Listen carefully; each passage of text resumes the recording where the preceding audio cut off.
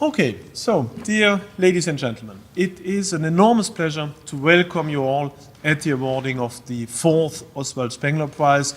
And of course, my first thanks go to our treasurer, Max Otte, who once again is hosting this event. So first, let us all thank him for his hospitality.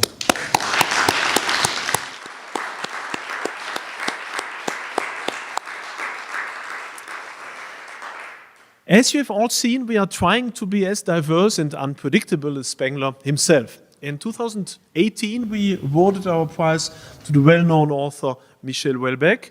In 2020, to the cultural historian Walter Scheidel. In 2022, to the psychologist Jordan Peterson. And now to two ascending Twitter accounts, Thinking West and Culture Critic. We have done great things for spreading the love and lore of our Western civilization to a larger audience. As my dear colleagues Max Otte and Gert Morgenthaler will speak much more about the specific work of our awardees, it is my pleasure and privilege to introduce this ceremony with some more general remarks on the civilizational analysis of present-day social media communication and information technology from a Spenglerian point of view, of course. Many well-meaning conservatives and patriots ask themselves whether using social media channels like Twitter, Instagram or TikTok is really the right way to celebrate a civilization whose spiritual and probably also cultural decline coincides pretty well with the ascent of its technological progress. Is it not counterintuitive to advertise for tradition through the means of mass media whose impact on the deconstruction of what is left of these traditions is obvious?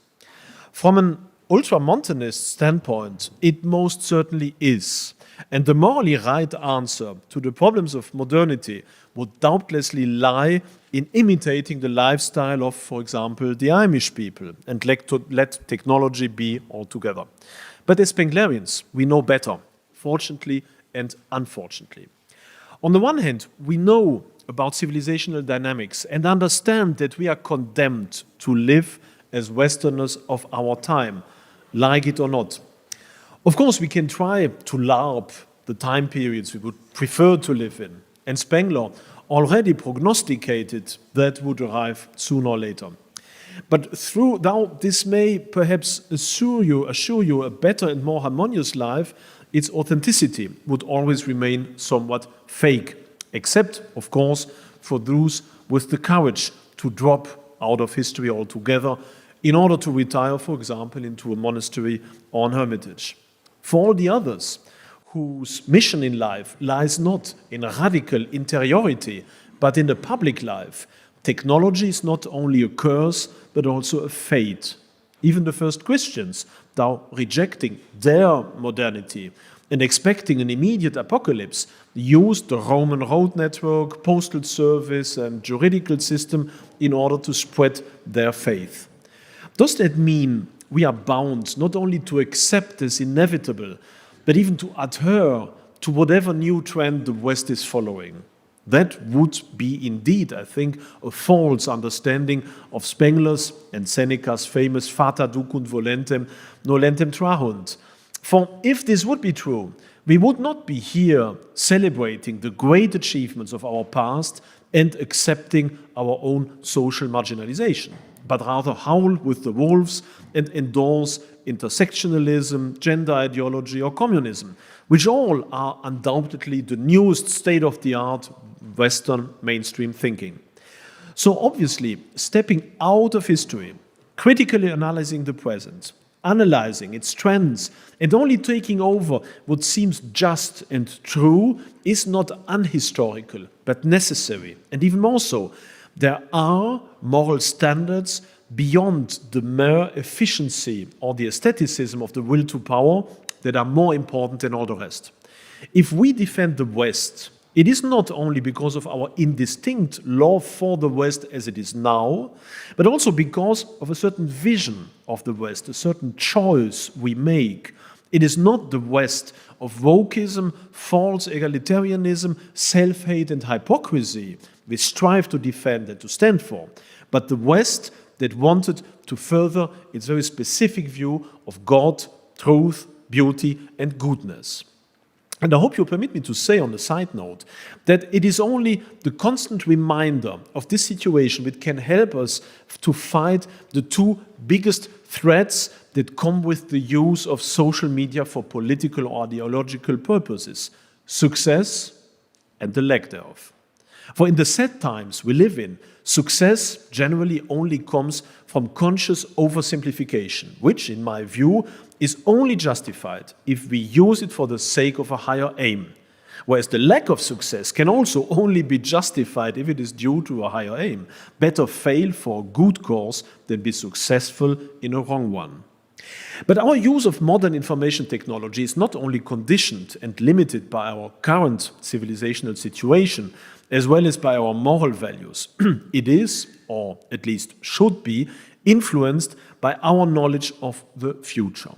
As Spenglerians, we know that the technological progress is only very partly a universal and linear process, though there is undoubtedly a certain arithmetic tendency towards the accumulation of wealth and knowledge. If no interior or exterior tendency disrupts history, the true disruptive factor is man himself. And even more important, it is the phenomenon of high civilization that transforms primitive accumulations of quantities into qualitative jumps. Thus, all high civilizations develop their own very specific approach of technology, always reaching a high point towards the end of their own modern phase. The Chinese warring states, Greco-Roman Hellenism, the Abbasid Caliphate, or the Western world during the 19th and 20th century, all these periods are characterized by parallel dynamics. But we also see that once the final stage of the imperial civilization state is achieved, under Augustus, the Han emperors, or the Fatimids, technological progress starts to stagnate and to devolve back into ever more primitive forms. This is exactly what we also should expect from Faustian technology during the 21st century. A certain peak, then stagnation, and finally slow but inexorable simplification, meaning that most of our current preoccupations with future technologies will probably be of only theoretical interest. And if you look back into the past, the technological jump that separates the early 19th from the early 20th century is much bigger than the one separating the latter from the 21st century. Furthermore, many technologies are already being deconstructed before our own very eyes, especially in Europe.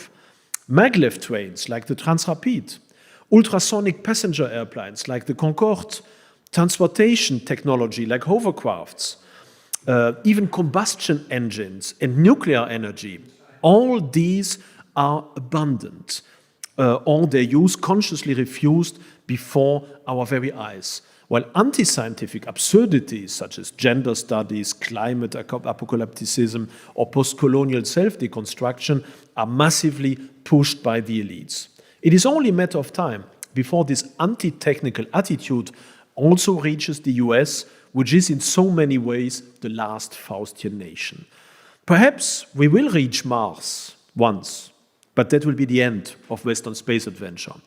Perhaps we will start linking man and machine, but I doubt we will go further than a first and probably disastrous step. Perhaps artificial intelligence will become even more humanoid in the eyes of the naive bystander, but it will never think of itself. But then the West will be entirely consumed by its impending civil war, and what will rise from the dust will scarcely be able to go beyond stabilizing, canonizing, and reassuring. Is this a good thing? Personally, I tend to believe technology is civilizationally neutral. Creativity and stagnation, freedom and authoritarianism, transcendence and materialism, all of these can happen in a Stone Age environment such as the Maya civilization, as well in a high-tech environment such as the modern West. And all positive sides are balanced by negative sides, and of course vice versa.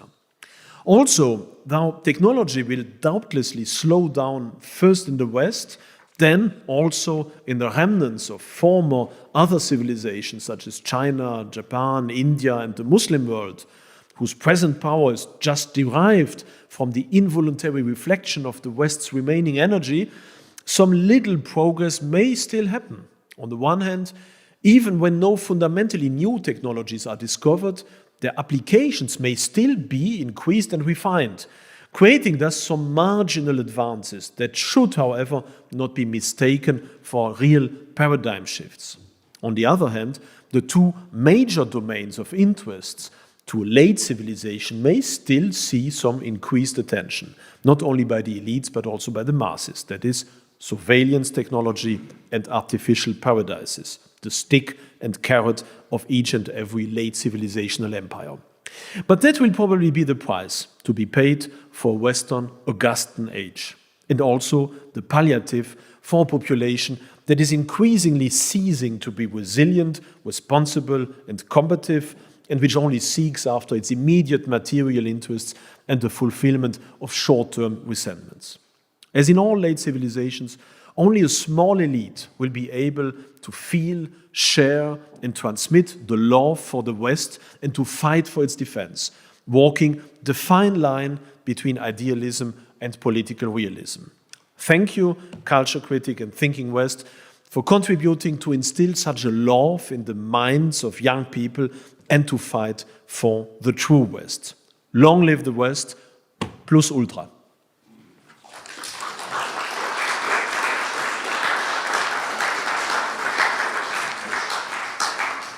And now I give the word to Gerd Morgenthau.